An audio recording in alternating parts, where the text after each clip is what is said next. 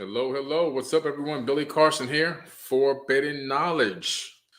Okay, so today we're going to be talking about the origins of religion, a topic that you guys know is near and dear and passionate to my heart. so, merely state facts. And I'm hoping, that these facts that I'm stating are going to help awaken some people and make them want to ask more questions. That's the purpose of this whole thing.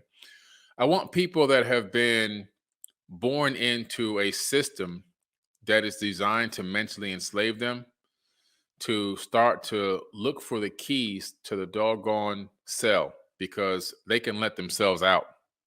And what's happened is when you're born into a religion, you kind of get this I get this concept or this ideal that this is what you have to do. And if you don't do it, you're going to be letting down family members, you're going to be letting down loved ones and so forth. And you're not going to be able to be a part of anything. It's actually all false. You can still be a part of things. You can still create a new reality for your loved ones. You can still be a part of things.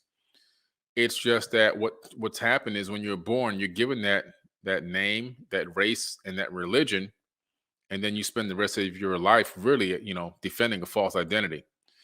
And so we have to start to dispel some of these crazy concepts, because if we don't dispel these falsehoods, we're going to persist generation after generation after generation after generation with this mental enslavement with no real truth, no real information backed by actual historical fact that has been left behind by our own ancestors. This is not like stuff that I make up. And I think that's the difference between me and a lot of other people. I'm always giving you guys the information and I'm telling you where it comes from so that you can become your own researcher. You can discern the information for yourself and you can make your own decision what you believe. That's what it's all about. We're going to break down some of the very beginning structures of religion and, pretty much how it got started. All right. So we're going to get right into it, guys. The origins of religion. All right. You got your tea? What you're looking at here is a Melanesian cargo cult. Cargo cults are known literally all over the planet. And the largest cargo cult is Christianity. That is the largest cargo cult. Okay. This cargo cult has its roots going back all the way into the time of the testing of bombs and the wars, when the U.S. military will go to these islands and in these other foreign countries, and they would test weapons, they would test nukes, believe it or not. Bikini Atoll, they blew up the damn island. They moved the people off their own island and blew up the damn island. I mean, there's so much stuff we do that's crazy. But in the midst of this, in the midst of these islanders had never seen anyone before other than themselves, really. They started to see airplanes, weaponry, military soldiers walking with guns and rifles. They started to see, the USA, across the chest of the uniforms that the military wore. And also the military would give them cans of corned beef hash, bottles of water, MREs, and those kind of things. And so it was like the gods, in their eyes, the gods were blessing the tribe and bringing them these gifts for them being good people and so forth and so on, which led rise to prophets and everything else, right? You can see here that this tribe is still walking around with USA tattooed on their chest, or painted on their chest, really, with these artificial guns that are just sticks that have, bayonets on the edges like they used to see when the military came there many decades ago. Okay. So what happens when an advanced civilization meets a less advanced civilization, the lesser advanced civilization, it looks like this civilization is magical. They don't understand technology. And what do? We deify them instantaneously. They're deified. That's it. They're gods. They have to be gods. There's nothing else. There's no other thing it could be. These are gods because we don't understand their technology. Let's look at cargo cult. Let's look at the term itself. The reason why I'm reading this and I add this stuff in is so that you guys don't say, "Oh man, he's just making this stuff up." No, no. This is from the Anthropology Encyclopedia. Cargo cult. The term appeared in 1945 at the end of the Pacific War. Anthropologists rapidly embraced the neologism to label Melanesian social movements that had come to their attention during the colonial era, which began in the region in the second half of the 19th century, as well as post-war movements that captured ethnographic attention. A Southwest Pacific example of Messianic or millenarian movements was once common throughout the colonial world, and the modal cargo cult was an agitation or organized social movement of Melanesian villagers in pursuit of cargo by means of renewed or invented ritual action that they hoped would induce ancestral spirits or other powerful beings to provide.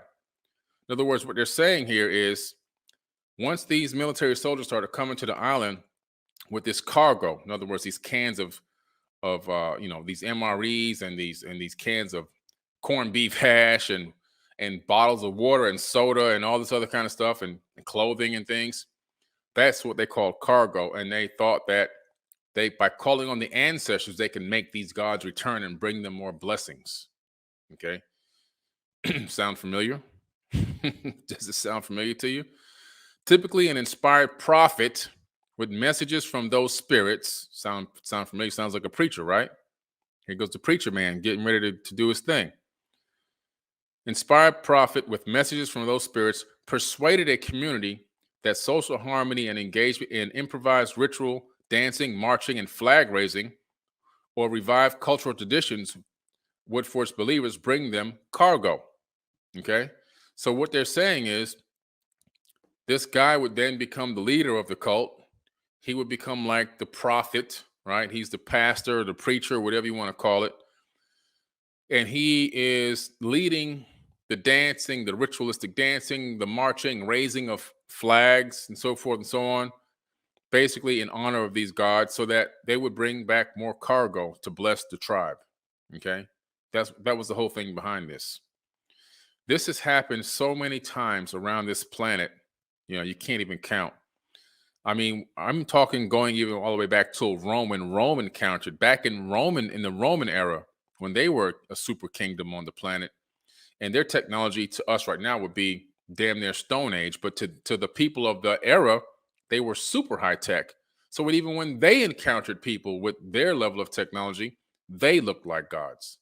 It's the same thing that happened when Christopher Columbus accidentally got lost and kind of stumbled across those islands and got saved by Native Americans, indigenous people. I don't want to use Native Americans, by indigenous tribes, and then decided, the tribes automatically assumed, based on a prophecy, that these were gods, returning, basically. And they praised these people and brought them on to the island and everything else, and they ended up getting raped and killed, right? It's the same thing that happens all over the planet. It not only happens all over the planet, I think it happens throughout maybe even the entire universe. That's my personal opinion. That's something I'm just adding in. I believe if we ourselves went to another planet and we came across people that were in the Stone Age, they would worship us almost instantly. That's just my opinion based on what I've seen researching these cargo cults. Okay. So this is pretty interesting stuff. Look at these photos right here. You see these boys? They're already being trained now. They're being indoctrinated with the ideology of this belief system from birth. So now they're walking around with painted chests that say USA on them. They've got these artificial guns with bayonets at the tip, right? They're marching through the streets as if they're soldiers in honor of their god, so that they can bring back more cargo. Again, like I said, the way religion starts is a more advanced civilization interacts with a lesser advanced civilization. The lesser advanced civilization deifies them, and then when the next generation comes, they're indoctrinated. They're indoctrinated into this system, and personal inflections